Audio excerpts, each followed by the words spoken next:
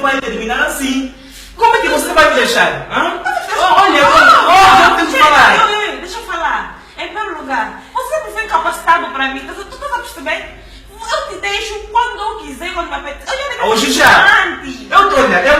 Eu te dei da luna, eu te dei cornoflakes. Você comia com essas brincadeiras aí. Eu te trouxe Luana, te dei brilho, te dei. Você é uma seca. E pus no ginásio. Você é mal jeitoso. Achas que me deste brilho?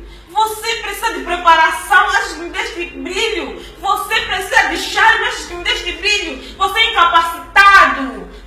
Hoje estou incapacitado. O Rick te pagava os cabelos, agora sou incapacitado. Óbvio. Os teus cronoflex nunca fizeram efeitos na minha vida. Tu achas que os teus cronoflex alguma vez fez efeito na minha vida? Achas que fez efeito no meu corpo? Achas que aquilo é alimentação para me pôr mesmo como eu estou? Querido, tu tens que pensar. Você chegou dependendo de Tu veste de uma sanzala.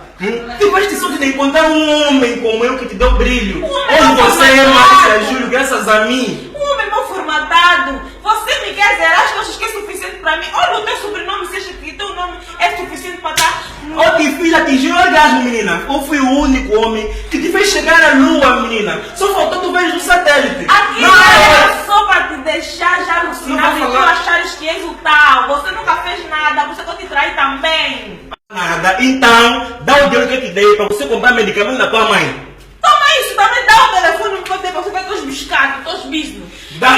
E ainda, isso é pouco. Essa camisola, você